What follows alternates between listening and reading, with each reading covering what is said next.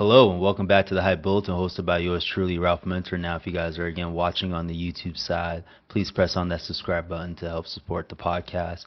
And if you guys are listening on the podcast platforms like Apple, Spotify, and Overcast, please leave us a rating and add us to your library for any past, present, and future future episodes of the Hype Bulletin podcast and all too as well. Yep, I'm finally reacting. Long week, not gonna lie, but long week reacting to divisional round weekend and our last full weekend of football until the fall of 2026 and all too as well. But New England Patriots are still the final four teams left in the NFL playoffs and all going into championship Sunday. And I'm recording today on January 24th of 2026 and all. So tomorrow on the 25th will be championship Sunday and all. I am preparing a trip out to Boston at least and all, planned before the Pats going to the championship or to the AFC Championship game against the Denver Broncos and all too as well. But unfortunately, the Bills couldn't pull it off where I could have been at Patriot Place and all. But with the snowstorm apparently coming to the Boston area, well, the New England area, ironically and all, we'll see. Yeah, I mean, I don't know if that was actually going to happen anyway, going to Patriot Place for the football game and all too as well. But still get to enjoy the Pats and their appearance in the AFC Championship. Unfortunately, they are facing Denver in all, place where they haven't won in the playoffs and all. We have Tom Brady being there twice in his career, right? Is it twice or three times? I think it's twice. It could be three, but twice at least and all did not win there. I think there's a game back in '86 and all they didn't win out in Denver and all too. So I'm trying to remember. I think it's two games that Brady didn't win there. One game in '05 against Jake Plummer and all, and another game there in 2015 against what's his name there, against Peyton Manning and that vaunted Von Miller defense and all too as well. But I'm tangenting and all too as well. Let me react real quick to the divisional games and of course gonna react to the New England game against the Houston Texans and all. Apparently I was seeing the best defense since that Von Miller defense or the Legion of Boom, the LOB defense and all too as well. But they showed out. Don't take the score into what the Texans defense did because they were awesome. The Texans offense had themselves 5 turnovers in the game and all, and the Texans defense didn't allow a score in any of those turnovers and all too as well. So you have to give them a shout out there. I believe they forced 2 turnovers from Drake May. One was a Hail Mary at the end of the first half, so I don't think about it as a turnover. I haven't really thought about it as a turnover and all. But 2 turnovers there. I think they forced 4 fumbles on Drake May. And they were really it was 3 turnovers, I guess, on the Pats. They forced 4 fumbles on Drake May, unfortunately, and they got 2 of them and all. One of them I'm very upset about because it looks like it was a miscommunication play. Drake May ended up running up the middle and all, and had himself an awful fumble. Had the first down there and everything. I thought he was going to dive and just get the first down and all. Next thing you know, it's Texans football and all too as well. So not so great there and all too as well. I think it's more of, again, just like in the Charger game, the rookies on the left side of the old line are a little troublesome right now too as well. And mind you, they're facing Khalil Mack, Will Anderson and Donnell Hunter over the last 2 games at least. Khalil Mack for the Chargers, and then obviously Donnell Hunter and Will Anderson for the Texans and all too as well. So they have faced some tough defenses. I'll be fair to them because Morgan Moses and Michael Enuenu on the other side, at least they've been comparable at least on their numbers. If you look at their numbers at least, too, as well. I don't have them unfortunately, but if you see their numbers and all, their numbers compared to like giving up pressures and things of that nature are much lower compared to what Jared Wilson and Will Campbell are doing on the left side of the line too as well. Garrett Bradbury, who came into the offseason as his naysayers with his short arms and all too as well, I've heard nothing of his shortcomings, at least with his arms, throughout the whole season and going into the playoffs and all too as well. So I would say it's more youth with Will Campbell. And Jared Wilson Jared Wilson's a big guy and all too as well. He doesn't lack any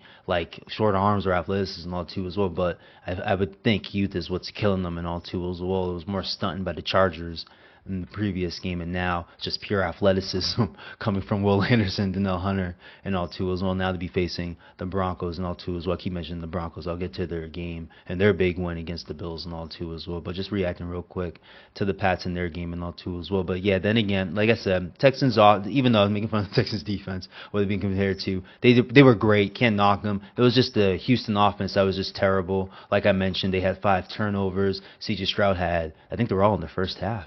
And all CJ had 4 interceptions in the first half. One of them returned for a pick six by Marcus Jones, and all too as well. So a hard game for the offense and all too as well. Shout out to the defense again, because with the 21-16 game going into the fourth quarter and all, and that huge play from Drake May to Kayshon Boutte and all too as well with his one-handed catch on Derek Stingley, no mind you, an All-Pro, first team All-Pro.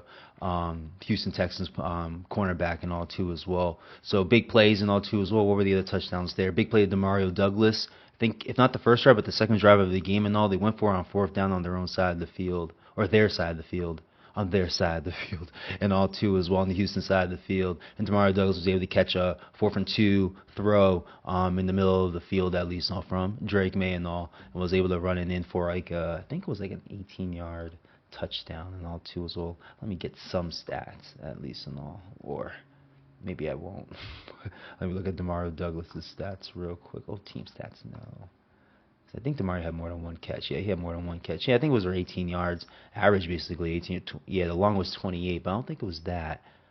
I don't think it was that touchdown, though, but it could have been. But yeah, big play by Demario Douglas and Drake May for the first touchdown and all. And then the second touchdown was to Stephon Diggs. Hell of a catch and all. I don't know why Drake May threw it, but he threw it. And between 2 defenders there and all too as well. And great catch, great hands, you can say, by Stephon Diggs there too as well for their second touchdown. And all too as well, like I mentioned, Marcus Jones got the pick 6. So actually, yeah, it was the first touchdown, then the pick 6, because the Texans were able to have themselves a lead. They got a field goal, if not on the first drive, the second drive of the game, and then C.J. Stroud off of that fumble that Drake May had was able to score there to make it 10-7. And then C.J. Stroud threw a pick 6 to Marcus Jones, made it Made it 14-10 and all too as well. Then Stephon Diggs, before the end of the first half, they got that touchdown to Stephon Diggs. I believe before the end of the first half, at least and all, if I remember correctly.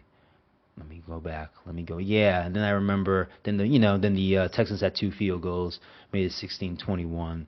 Then that big play by Drake May and Kayshon Boutte and all too as well to make it 28-16, basically clinched the game and all too as well. But great win there. Things like I mentioned before too as well. The turnovers are not great. Now they're going on the road against the Denver Broncos and all too as well. I'll finally get to them and all too as well. Yeah, I did again. Didn't put the stats on the screen correctly and all too as well, but whatever. But yeah, the turnovers are your big takeaway from the game and all. The New England defense looked great and all too as well in this game. Basically had a back-to-back performance and all. Altogether have given up, I think they've given up 13 points altogether. Yeah, in both games at least. No, I lied. 19 points altogether, at least, and all two as well. But basically dominant in this one, and all two as well. Just outside the turnover, where the Texans' offense had a shorter field and all, basically gave up field goals for most of the game, and all two as well. So now, great game there from them. Again, like I said, just a huge takeaway. It's just the turnovers from the Pats, at least on the offensive side. The left side of the offensive line you can blame. You can blame Drake May too as well, maybe hanging into the pocket too much. One of the fumbles, in my opinion, one of the fumbles, as a fact at least, he double pumped in the pocket and all while pressure was on his way too as well. So it's kind of, that one was kind of his fault too as well. Is his fault too as well. So, but yeah, that's just a huge takeaway. Now let me get to the Bronco game since I keep bringing it up at least and all too as well. But the Bills lost to the Broncos on a thrilling game. Talk about turnover ridden. Bills were definitely turnover. I think they had 5 turnovers in that game, while the Denver Broncos, excuse me, only had 1 interception, 1 turnover in that game, at least in all two as well. The Bills were able to move the football well on the Bronco defense and all. James Cook was running up and down the field and all, but that first fumble that he had really took them out of the game and all too as well. Broncos were able to take advantage and all too as well. Able to go up 17-10 by the end of all the fumbles that they had. I don't think Josh Allen had his turnovers yet until Sean McDermott wanted to go for it when they were in their own side of the field with like 12, 13 seconds left, and Josh Allen inexplicably ran up the field and all, which was fine, but had the ball like all out and all, and it was a great play by the defense in my opinion that forced a fumble and all, and then it was able to beat the Denver Broncos on the opponent's side of the field, and they were able to kick a field goal with like 3 seconds left, whatever it was, left on the clock at the end of the first half and all, to give them a 20-10 lead and all too as well. The Bills were able to come down. I think they got a touchdown real quick and all too as well. The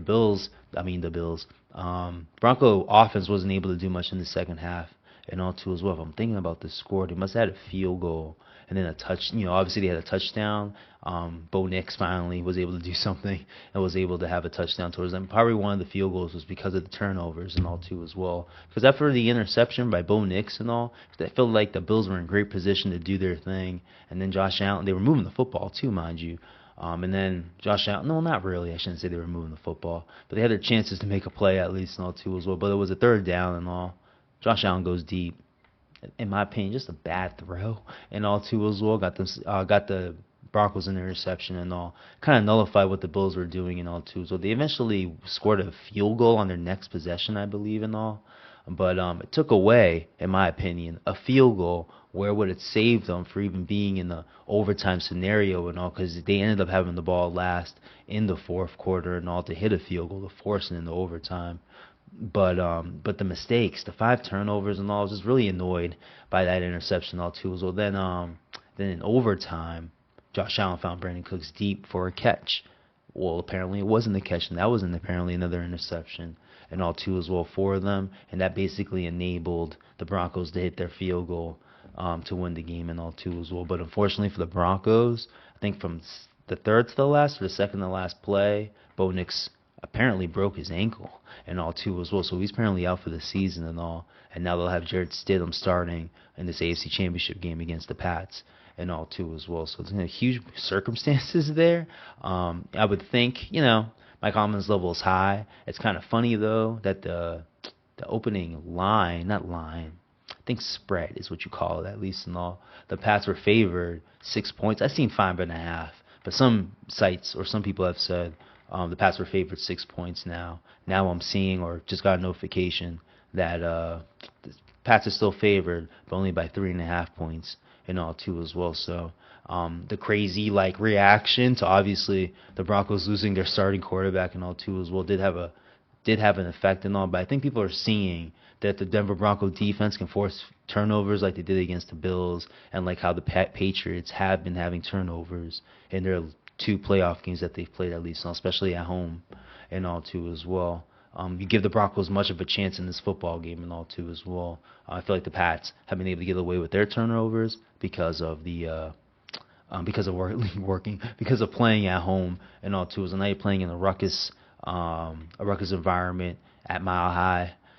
In the Mile High, because they don't call it Mile High Stadium anymore, they call it Empire Stadium and all too as well. But still, now, with the turnover issues, and then you're going into a ruckus environment all too as well, that can be a huge determination how the game goes and all too as well, because you can argue in this game that the Bills and Broncos played and all too as well. The Bills kind of dominated in this game.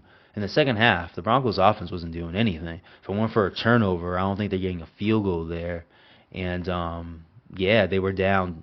The Bills were down 20-10, and it ended up being 30-30 going into overtime and all too as well. So the amount of points that the Bills had to score just to be in that situation, or just to be in the opportunity, I should say, to be in the situation to win the football game and all too as well, does show the dominance that that the Bills had over the Broncos. I do question the Broncos' defense to a degree and all too as well, but I do give them credit for the Jarrett the Jared Cook fumble, and all too, that was a great hit. I'm not gonna take that away from him. Even the Josh, even though it was a dumb play call, and now you see Sean. Yeah, my face changed a little bit, but Sean McDermott even got himself fired apparently based on that football game and all too as well. I just think it was a terrible play call there, but it was a great play by the Denver defense to force that fumble on Josh Allen and all too as well. So I'm not going to knock the Denver Bronco defense too as well too much, even though their yardage to me just be ridiculous in the games that they play this season and all too as well. But they are a highly aggressive defense and all too as well. That as they showed in the Bills game and all too as well, can force turnovers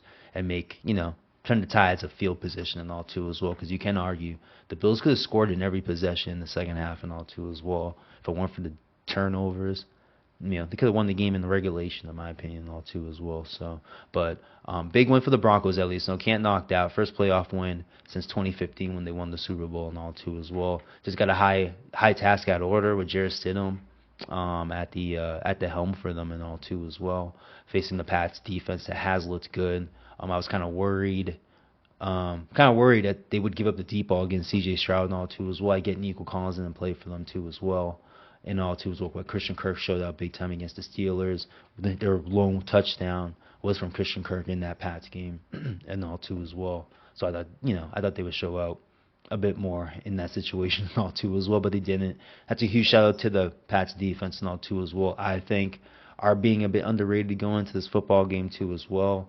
I would say you kind of know what to expect out of Jarrett Stidham. I feel you can say the same thing about Bo Nix. But the thing that you can't control with the things that Bo Nix does is his running game, at least and all. And I think it was huge against the Bills, at least and all too as well, because that apparently the Bills have a leaky defense, and the Bronco rush offense wasn't able to do much against that and all too as well. And I feel like if the Pats healthy this season have been one of the top rush defenses in the league and all too as well. Not to have Bo Nix there, who basically had 66 yards rushing. Against the Bills this past weekend and all too as well. The fact that element's not there, the tape that I've seen, Jarrett Stidham is not a runner. Maybe he can get out the pocket once in a while, at least and all, depending on the situation, but he is not a runner and all too, not even close to like Bo Nix, at least and all too as well. So that's a huge element I think they're missing. I really think they're going to be a one-dimensional team in this one too as well, honestly. It's really about the turnovers about the Pats in this football game against the Broncos and all too as well. I just really find it hard to believe, even if Bo Nix was playing, how the Broncos are moving the football and all too as well. If they were unable to move in the second half against the Bills and all too as well, I'm curious how they would have moved against the Pats and all too as well. Now you got Jarrett Stidham, who just has lack of mobility compared to Bo Nix, who made some plays with his legs and all too as well. Is my kind of concern for the Broncos and all too as well. And seeing, I'm not going to say it's a blowout or anything like that too as well. Like the Texans and Patriots score would indicate it was a blowout, but it was 21-16 going into the fourth quarter and all too as well. So still a one-score game, and I can definitely see something like that. And it's basically going to take one team or the other to make a big play. You would expect it from the Denver defense more, and then from the Patriot offense and all too as well. I feel like this is the side of the game that really, I think it really balances out and all too as well. I think it was always like that even before Bo Nix got hurt, but now Bo Nix is hurt. I think it's more on the Pats offense versus the Denver defense. Whoever wins that matchup, I think they easily win the game and all too as well. Because I can easily see the Pats defense holding off the Broncos offense to a degree. It wouldn't surprise me. The Broncos offense has a great start, but if they were really that slow against the Bills defense and all, unable to move the football up and down the field is what I'm saying, at least not for them being slow. I just think they're going to struggle a bit more against the Pats defense and all too as well. I just think it's more about the Bronco defense either forcing turnovers to score or forcing turnovers to force, to have great field position for their offense, at least and all too as well. And it's not like they're capable. They're definitely capable of it too as well. Even I say that about the Texans defense and all. Every turnover that the Pats defense forced, the Patriots offense wasn't able to score and all too as well. So they really showed out defensively, even with their offense struggling and all. The Broncos are just as good and can easily put up a football game like that. So I really think it's really about the Pats offense versus their defense and all. And it's the determining factor of who's going to the Super Bowl. I can't believe I'm fucking saying. I have to say it like that. I can't believe I'm saying that though. That the Pats are a game away from going to the Super Bowl and all in 2026. Last thing I would expected going into this year and all too as well. But let's go to the NFC side real quick. Who was the first? Oh yeah, this was the first game of the NFC side and all too as well. Yeah, drubbing from the Seattle Seahawks and all too as well.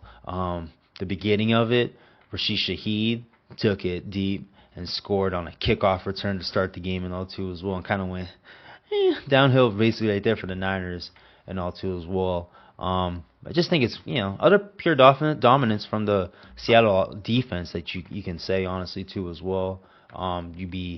It's kind of like you got to look back at it, like how did the Niners score on the Philadelphia Eagles defense and all? Because the Eagle defense is apparently one of the tops in the league at least and all, and they were able to put up 23 points I believe and all too as well, while the Niners only put up 6 points against the Seahawks in this game and all too as well. But it's really about their defense. I only got nothing for this game at least and all too as well. It's complete dominance in this football game and all too as well from the Seattle defense and all too as well. Now they'll be hosting the NFC Championship game at home since they were the 1 seed, and they would demolition their way through the Niners to the NFC Championship game and all too as well. I guess one note for the Seattle Seahawks, they did lose one of their running backs, Charbonnet, I believe his name is, and all too as well. So that's a huge loss. Kenneth Walker ended up having a huge game anyway. I think he had like 3 touchdowns, rushing touchdowns in that game and all too as well. So that's kind of that's the note take there. Sam Darnold went into the game with like an oblique issue and all too as well, but apparently looked fine and all too as well. I'm not buying it because the Seattle defense was so dominant. Field position was just in their favor, and they were able to run the football on the Niners and all too as well. So you weren't able to see if Sam Darnold had an issue and all too as well, but apparently he's on the injury report and all too as well, so he should be fine moving forward for them and all too as well. So, but yeah, not much to say there. A lot of this, just disappointing performance and all. You kind of saw it coming from the Niners and all too as well. A team that's dealt with injuries all season and all. Fred Warner been out since midway of the season. Nick Bosa no different for their defense and all too as well. So hasn't been a great amount of talent on their defense this season and all. Overall, Greg Kittle getting hurt, having an Achilles injury against the Eagles just a week before this game and all too as well. So not too surprising that things turned out the way they turned out and all too as well for them. But this game ended up being the best game of the weekend. Best game of the weekend, yeah. Rams versus Bears and all too. So who would have thought? Who would have thought this team too, the Bears, would be in this type of football game where you thought they were actually winning this football game too as well against the Rams and all too as well. Didn't catch most of the first half and all because was enjoying the Pats beating the Texans the way they did at least and all too as well. Thrilling theatrics and all too as well. But the ending of this game can argue is better, obviously. Even though I'm a Pats fan, that's why I'm saying maybe the Pats game was better. But this game was obviously better, and their ending at least and all too as well. The Bears defense came out. Matthew Stafford in the offense wasn't able to do much. I think I saw when I started able to catch up that Devontae Adams and Puka Nacua, I think they both had like 25 yards each. You know what I mean? Going at the end of the first half, going into the second half, or something like that. Just low numbers and all too as well. It's not like they got any better, at least in all too as well, the numbers and all too as well. But just big plays and all too as well. I'm just trying to remember. I think it was Puka Nacua who scored. Let me look up. Let me see if I can look this up for this game at least and all the. Will they give me a good overview? There we go. Scoring, yeah, the scoring stuff. Who scored? Okay, so they had a running score by Kyren Williams and all too as well. So they about with like 8:50 left in the fourth quarter. But I'm just trying to set up the throw by Caleb Williams and all too as well, because there was before the great throw by Caleb Williams and all. The drive before, they were able to go down the field and they were in the red zone and all too as well. Had themselves a fourth and what? I think it was like a 4th and 3 or something like that. Could have been maybe it was a 4th and goal. I feel like if they got the first down, it wasn't a touch. They didn't need the touchdown all too as well. But yeah, I think it was right on the goal line. But whatever. But had themselves an opportunity to score before the big touchdown by Caleb Williams and all, unable to get it there too as well. And then like the Rams offense, I don't know what they were doing and all too as well. They weren't going for the jugular. Just keep playing it safe from what it seemed like and all too as well. But then, yeah, Caleb Williams got the ball back, able to go down the field and all, and able to have himself a ridiculous. I'm trying to set this up for when I do the shorts and the clips and all too as well for the YouTubes and the social media and all too as well. But no, just a huge throw by Caleb Williams at least and all with like they were on fourth down and it was like fourth and like what was it, like fourth and 6 or something like that. Going backwards, keeps going backwards, still going backwards. Then chucks the thing on the left side of the field, and all too as well. I think it was Cole Kmet, right? Cole Kmet, yeah, he was able to find Cole Kmet. For how deep was it? 14 yards. Yeah, 14 yards. Like he kept going backwards. I think he ended up throwing like on the 30, maybe the 40-yard line. Just having theatrics and all too as well. But with that throw, that's why I keep calling it a big throw and all. Forced to overtime for the Bears and Rams game and all too as well. It's kind of unfortunate. Because I think the Rams got the ball first. I can't find out. I think the Rams got the ball first. I could be wrong. But the Bears had the ball. Had themselves a great drive going. And I kind of blame Caleb Williams in the first half. At least I don't know why you making that throw. But you can see how open that side of the field was. So clearly, not clearly, but maybe it was just a miscommunication between him and DJ Moore of where he should have been and where he ended up throwing the ball. At least too as well. But it kind of just gave the Rams what they needed. At least Matthew Stafford was able to get them down the field to the opponent's side of the field. And then, able to hit a 42-yard field goal. And I was disappointed because after Caleb Williams and that throw, at least, you think they're going to go and do some crazy things, at least, me make something happen by being the Rams, at least, and all. But just an unfortunate ending and all. Even I think Caleb Williams had 3 interceptions and all too as well, but has himself some throws at least. And all. This is why I give Drake May credit on the other side, at least, and all. Maybe with his 5 sacks in the game. And having his, interceptions and turnovers and all too as well, but still able to make some throws to, subside or reverse through all the mistakes at least and all too as well. Caleb Williams kind of did the same thing in this game, in the cold game too as well, honestly. Frigid Chicago apparently and all too as well. Apparently, because I wasn't there and all too as well. But now great showing at least not for the Bears and all. Disappointing ending obviously, especially with such a big play from the Caleb Williams at least and all. But now we're gonna have the Rams versus the Seahawks and all too as well. Third time these teams will be facing each other too as well. 1-1 in each of them. The Rams have looked dominant. It's just a weird second half in the second matchup and all too as well, especially with a weird 2-point. I think they gave him a weird 2-point conversion. Good conversion and all too as well. So interesting matchup going into that game at least and all too as well. I don't know where to stake the edge there honestly too as well. You say defense wins championships, but you got Matthew Stafford that they're facing and all too as well. So it's hard to give an edge there. I would give it to Matthew Stafford at least and all. But again, Seattle does have, look what they did against the Niners at least and all, 6 points in that game and all too as well. So same way I'm looking at the Pats offense versus the Denver Broncos defense. Kind of looking at the same way the Rams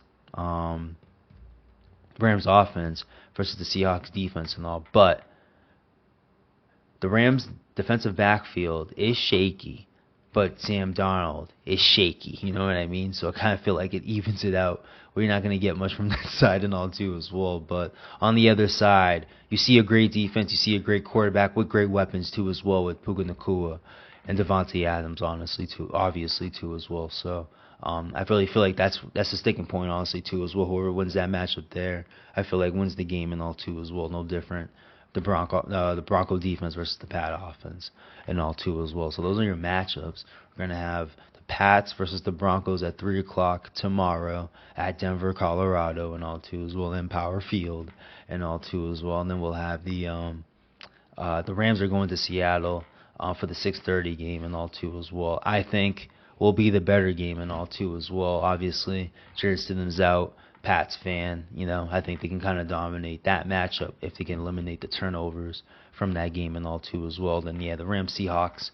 You can easily see it being the defensive struggle or a offensive airfield type of thing. Honestly, too as well. I feel like there's no in between with that and all too as well because these teams have seen each other so much that either they see each other real well where they can force a defensive struggle or just can't stop either side at least and all, and they're able to go up and down the field and all too as well. So I still will give the advantage to the Rams and all too as well because it just takes Matthew Stafford to make a throw if it's a defensive game and all too as well. And if it's an up and down football game, who would you trust to be more efficient, Matthew Stafford or Sam Darnold?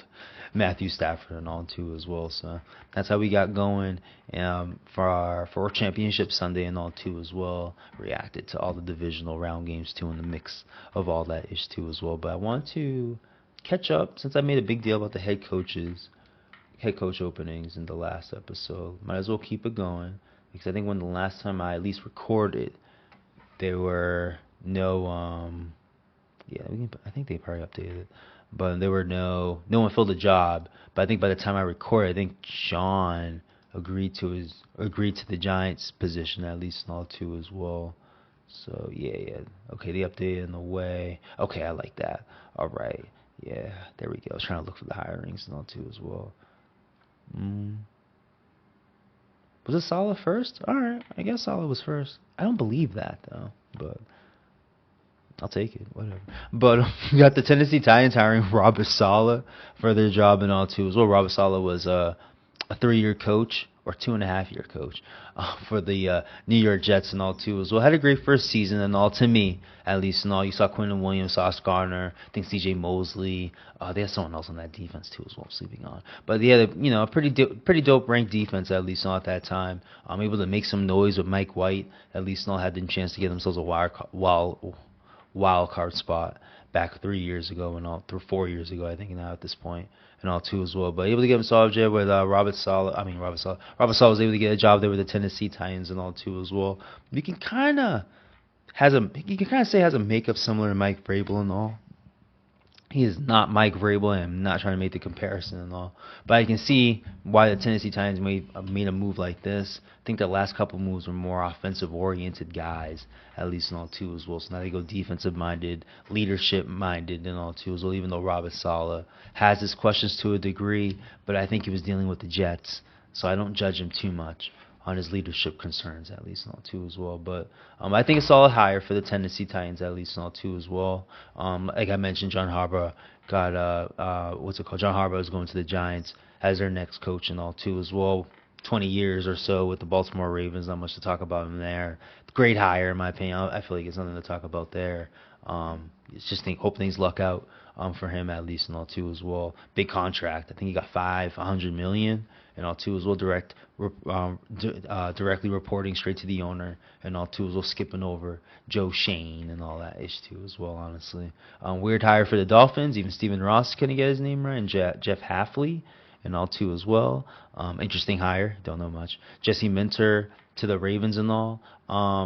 I feel like a younger version of Harbaugh, but maybe that's what they liked and all too as well. Maybe a younger guy with newer ideas and all too as well. So we'll see there what they do behind with the OC and the DC and the DC I'm not worried about. Jesse Minter, defensive guy from the Chargers and all too as well. Just more of what they're gonna do offensively. It's just more interesting what they do offensively and all. Kevin Stefanski, a job with the Falcons. I want to like Matt Ryan, but I don't know, bro.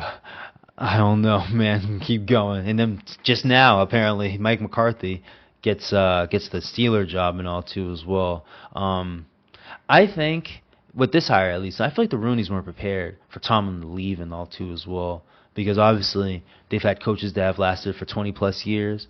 Chuck Noll from like the 70s to the 90s, Bill Cowher from the 90s to the late 2000s and all too as well, and then Tomlin from the late 2000s into the 2020s, mid 2020s, mind you, too as well, honestly. So Mike McCarthy, I think at 60 plus years old, is not going to last you all that long and all too as well. But I like it though. If they're on to continue what they've been doing, bring back Aaron Rodgers and keep the same old mojo that they've been keeping up for the last 8 years with Mike Tomlin and all, good hire. But if they're trying to do more, I don't like the hire and all too as well. So we'll see what they do with it. I think they want to continue what Tomlin's been doing. Barely make the playoffs, barely make it out the playoffs, maybe win a playoff game, because this is what this hire is. And if they're cool with that, then I'm cool with that too as well. I doubt the Steeler fans are into that, but that's what it is. And now for the job openings, new job opening that came up because of this past weekend. Like I think I mentioned this, Sean McDermott got canned from the Bills and all. Terry Bagula is a Bagula. I ain't gonna lie, honestly too. It was some crazy stuff that he was saying about Sean McDermott. Who cares? He asked him and all, but Keon Coleman, like someone said, he's still on their team. Why are you dissing them and all too as well? But they're obviously looking for a new coach and all too as well. See how that goes. Browns still looking for a new coach. The Cardinals still looking for a new coach, and the Raiders are still looking for a new coach. So those are your job openings left in the NFL and all too as well. Wow, how many is that? 4 openings. Then 1, 2, 3, 4, 5, 6, 10 jobs. Yeah, it ended up being 10 jobs. It wasn't 11. Yeah, it ended up being 10 jobs. That's crazy. What a change this season and all too as well. And you kind of expect it to, not expect it, but expect it, I guess I'm saying. But if you have 3 guys that have tenured for 10 years plus, with Tomlin there 20, I think Harbaugh is like a little under 20, and Sean McDermott's over 10. I think he's over 10 now with the Bills before getting canned and all too as well. We kind of expected and all too as well, because 2 guys until Mike Tomlin kicked himself out of had the chance of going there. But I don't think anybody was ever. I think somebody would listen to Tomlin if he wanted a job and all too as well. But it just seems like he's not into it, just based off reports and all too as well and all. But if you have 3 tenured guys like that too as well, you can understand how the lay of the land opens up a bit more and all too as well. If this guy can go, then this guy can go and all too as well. You start thinking about things differently and all too. So look at Mike McDaniels, a guy that was going in safe with the Dolphins because of Harbaugh's firing, ended up getting fired too as well and all. So it's just kind of works in that nature and all too as well. Maybe we need, maybe other teams are thinking maybe we need to change. If the Ravens and the Bills and the Steelers are thinking about making changes and all, maybe the Bills not so much, because it took Sean McDermott getting to the playoffs and losing to get fired and all too as well. Tomlin and Harbaugh the same way, but a little bit before all these hirings and all too as well. Some hires have already begun, while the Bills just fired McDermott and all too as well. So, but really, yeah, let me do some real quick stuff at least and all before I bounce out. I really want to have a quick one real quick. Shout out. Oh wow, why would I put? Okay, you guys didn't see it. So never mind. But no, not football, yeah. There we go, yeah. But shout out to the Hoosiers. Oh. Okay, okay. Me pressing links and not working out is not working out. There we go. Okay. Oh. Okay, there we go. All right. You know what I mean? Oh, that's cool. But no, shout out to the Hoosiers at least and all. Huge win against Miami Hurricanes. I ended up watching the game, unfortunately.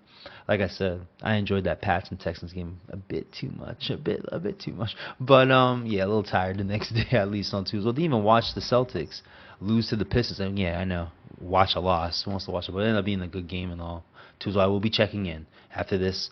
After this little blurb about the Hoosiers and all too as well. But no, shout out to them. Great win for them. Great performance from Fernando Mendoza. Had himself a legendary run. You know what I mean, for a touchdown and all too as well. Basically cinched them the win and all too as well. But great game for just great game for Indiana and all too as well. I don't have much to react to there. Shout out to Miami and all too as well. I think we all know why they lost the game and all too as well. No diss to Carson Beck and all too as well. But we all know what he is, at least and all too as well. But no, just a great shout out to them. I think they just showed throughout the whole season with their 16-0 record and all. Right, yeah, the 16-0 record and all, that they were a true number 1 this year and all too as well. Could have lost the game against Penn State or even earlier this year too. I feel like I haven't mentioned that, so I wanted to mention that on purpose. But going into Penn State and all too as well, where they're obviously heavily favored and all. Penn State was going into the season as a top playoff team at least, and all, and ended up being nothing at least. And I think Drew Aller got hurt. Big part of it, and obviously, what's his name? James Franklin got fired eventually, and all too as well. But going into, I think they were going to the last drive, one of the last drives of the game. Last drive of the game. Let me just say that. No, I think it was the last 2 minutes of the drive and all. But it took a great catch and all from one of their wide receivers and all for them to catapult in the win there, where they easily could have lost that game too as well. But it took, I think the guy just barely put 1 foot down and barely had possession of the ball and all too as well. But able to get through that and to keep their undefeated record and to go on to what they did and all too as well. Started paying attention to them at least and all. I think, as I mentioned, with the OSU Big Ten Championship game and all too as well. showed out big. I thought OSU, Indiana, you know what I mean? Indiana, so I thought OSU would spank them. I mean, Indiana didn't end up spanking them, but Indiana ended up having great control in that game, and it took Fernando Mendoza to make a big throw over, a quarterback out, from OSU and all. Who is it? Sayan? Yes, I think Sayan is his name. And all too as well, but had a big throw there and all. And then their dominance that they showed throughout the playoffs and all. First game against Alabama, you know what I mean? And then this next game against Oregon and all too as well. And I was a little skeptical about them beating Oregon because they already beat Oregon early in the season too as well. Nope.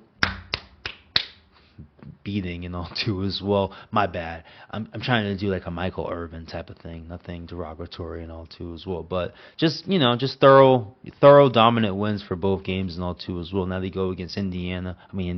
They go against Miami in this game and all too as well. Physical team coming into this game and all. And by the looks of the score, they were physical and all too as well. Fernando Mendoza had himself a crazy run to score a touchdown in that game and all too as well. So just a great showing. Miami showed to be a great, what's it called there? Even though I had my doubts with Miami being in, I had my big doubts of Miami being in. Why not put Notre Dame in and all too as well? They could have done what Miami just did too as well, as they did last year, even though they got beat and all too as well. But if you put this year's ND team against Indiana and all, if that worked out the way it worked out and all, could have given them a game and all too as well. Would have been great for the state of Indiana too, if they end up some way playing against each other and all too as well. It doesn't have to be a championship game, but a semifinal game and all too as well. But Miami, for someone like me, and they had Carson Beck as a quarterback and all, but definitely proved me wrong throughout this run through the playoffs and all too as well. Ended up being a great matchup for Indiana and all too as well, because both teams are physical and they're able to duke it out with their physicality and all in this game, at least and all too as well. So no, I just want to give a shout out to Indiana real quick before I moved along to my Celtics check-in and all too as well. Definitely Celtics check-in real quick. I'm looking at a team. You're looking at a team that is number two in the Eastern Conference in a gap year and all too as well. Just coming off a thrilling win against the Brooklyn Nets, unfortunately. Brooklyn has just lost by 54 to the Knicks, at least, and all to say that you won a double overtime game against the Nets ain't all that great, when you think about it and all too as well. But it's still a fun game. What's it called there? I'm trying to think real quick how it was. I think going into overtime, it wasn't really all that joyous, at least in all too as well. The C's had a 10-point lead with 3 minutes left in the game and all, and blew that and all too as well. But blew that, so we ended up going to overtime and all too as well. And it looked like in overtime the game was pretty much over and all. But shout out to Joe Mazzulla and all too as well, putting in Amari Williams, went deep on a play by Sam Hauser and all. Amari Williams was able to catch it, pass it over to Payne Pritchard and all. I guess you can call it your Christian Laettner type of play and all, and was able to hit a big three and all. I think it forced it to 2 points. Yeah, forced it to 2 points there. I think, trying to remember the score off the top of my head. Forced it to be, it must have been 115, 117, because then they forced one of the Brooklyn Nets to go. The young guy who was big in the fourth quarter, ironically, and kind of forced it to go into overtime and all. I didn't want to talk about it and all too as well. The 19-year-old cat too as well, Trier. I gotta get the name right and all too as well. But able to force it into overtime, have himself a great overtime too as well. And that's who the Celtics forced to go into shoot some free throws after Payne Pritchard hit that big three and all too as well to make it the 2-point game. He made the first one, missed the second one. Mazzulla had a timeout, used it real quick, and was able to set up a play on the other side of the court. Before the play went off, though, was able to make a cool sub for Hugo Gonzalez and all. Hugo's how it's pronounced, or how it's spelled, at least and all too as well. I just like making a big deal about it. But he put him in real quick. There was a setup play, I guess, to Jaylen Brown, if I remember correctly. It had to be Jaylen Brown. I think Payne Pritchard was more out and all, but good ball denial by the Brooklyn Nets and all too as well. But guess who ended up leaking out to the corner and all too as well? They hit a big three. Hugo Gonzalez and all, and there we go. Able to force into double overtime and all too as well. And the C's kind of had command in the overtime and all too as well to end up cinching the win and all too as well. But that was just last night, so it was a cool win and all too as well. But with the stretch that the season have been, at least and all, 6-4 the last 10 at least and all, but still able to keep the number 2 seed. The Knicks are number 4 now too as well, but they've been in a little bit of a losing streak, 3 out of 7 in their last 10 and all too as well. Toronto, I'm not impressed with it, but good for them. Let me just say that at least, not for them to be 28-19, and they've won 6-4, and they've been able to hold a top 4 seed basically all season and all. So really shout out to them and all too. So I'm just curious how real it is and all too as well. I think it's more of a byproduct of the East and all too as well, because even as a Celtics fan, for them to have the 2 seed in a gap year without Tatum is just ridiculous to me and all too as well. Jaylen Brown is having an MVP caliber year, and I don't want to take anything away from that too as well. I think on my last recording, he had himself a 50-point game. He was slowing down after his 50-point game against the Clippers and all, but he just sits up and has himself a triple-double, apparently on a bad hamstring right now too as well, or a tight one at least and all too as well, but able to have a triple-double on a bad hamstring and all in the win against Brooklyn and all too as well. But Cleveland hasn't been healthy all year. Joel Embiid just got back for the Sixers and all too as well.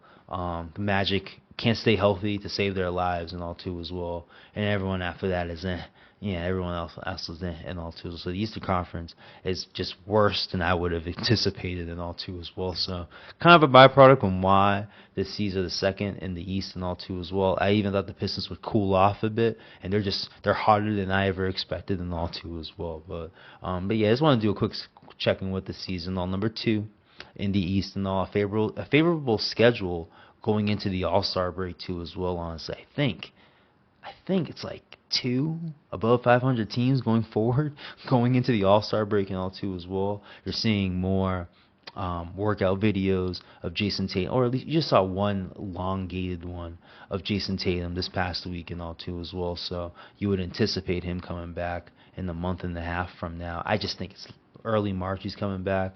Whatever the last 20 games of the season start, expect Jason Tatum. I think we're at games 40. What was that? 38 plus 6. We're at game 44 right now and all too as well. So I give it 15 more games, which is somewhat after the All-Star break, I think. Yeah, somewhat after the All-Star break, going into March at least and all. That's when you kind of hit your 60 games and you're in the last 20 games of the season at least and all. That's when I expect Jason Tatum to come back and all too as well. Not as 35-minute top 5 Jason Tatum. No, just a contributor to this team at least and all too as well. And I'm just curious how far this team can go with a situation like that and all too as well, where it just looks like the Pistons are your only dominant team in the Eastern Conference and all too as well. Don't mean much. Indiana Pacers were not dominant last year. It took them to the last quarter of the season, or let me not do that, at least from January on, to show dominance and to show that they can make a run to the finals at least and all too as well. And help was a big part to why they weren't good in the first half of last season all too as well. So the Eastern Conference is kind of set up for that and all too as well. Maybe it is the Knicks and they're just laying in the weeds and all too as well. I kind of do blame them winning the NBA Cup and all too as well for their recent stretch and all. We just haven't seen teams that have won the NBA Cup able to keep up the same momentum that they kept up for winning the NBA Cup, which makes sense.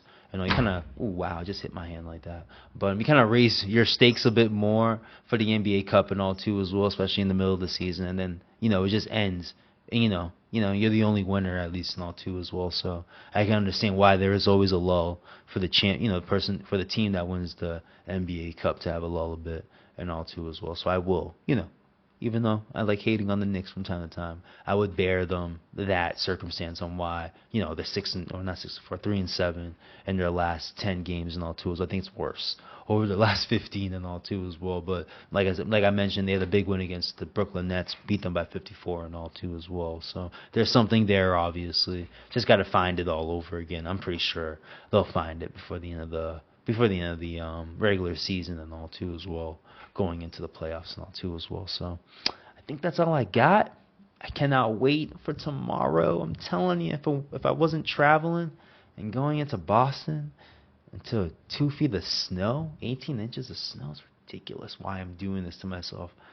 Family thing at least, and also there's a reason why I'm already going, but still, I kind of asked, I wish I could be home for for like a crazy snowstorm or something like that. Now I'm getting it and I'm dreading it. I'm sick of it. I don't even want to do it. The only solace is my father finally Ben had a snow plow, got the snow plow after I left home, ironically, and all too as well. So be a cool toy to play with in the snow at least. No, I am going to enjoy that. Probably be posting pictures on the Instagram just to show it off at least. No, I'm not gonna lie. I'm gonna enjoy that. But yeah. Dreading that at least. No, but can't wait for tomorrow, 3 o'clock sharp for the Broncos and the Patriots at least and all too as well. And since I don't think I gave picks at least. No, obviously I'm gonna pick the Pats against the Broncos. I mean, I am that type of guy. But I'm taking the Seahawks in a way. Because the Rams have been close to losing these games. And I want Pats Rams. You know what I mean? But I don't mind Pats Seahawks either, honestly. I think both matchups would be dope. They've been former Super Bowl matchups too as well. Now if the Broncos make it, I don't know. I don't know if I'm going to have the same enthusiasm, obviously. That's what kind of sucks with the Pats getting in at least and all. Because I don't know if my enthusiasm is going to be the same if the Broncos win at least and all. But I won't put it out there. I mean, I kind of already put it out there and all. But I won't. I'll just knock on wood or some shit like that. And hope for a Pats win at least. But either matchup would be pretty cool if you're asking me at least and all. Both have their matches. Rams beat the Pats. Rams. The Pats beat the Rams twice in the Super Bowl at least and all. And then the Pats came back and beat the Seahawks in that great, 2013 season, year 2014 of that Super Bowl and all too as well. Awesome one. That's just goes down in history. Was it 2014? No, 2014 going into 2015 actually. Yeah, I remember that year pretty damn well actually. So, but yeah, let me close it out here because I'm just rambling now too as well about myself. But if you guys are listening on the YouTube side, press on that subscribe button to help support the podcast. If you guys are listening on the podcast platform side like Apple, Spotify, and Overcast, please add us to your library for any past, present, and future episodes and leave us a rating to help to support the podcast and all too as well. But talk to you guys soon. Like I said, I'll be traveling, so I won't be back until some after Wednesday of some time of recording. And also, if the Pats lose and you don't hear from me for a while, it's just because I'm traveling and I don't have my equipment on me, and also that's the only reason why. And if the Pats win, I'm just late and all too as well, just like this week and all too as well. But again, I'm rambling. Hope to hear you guys soon. Peace.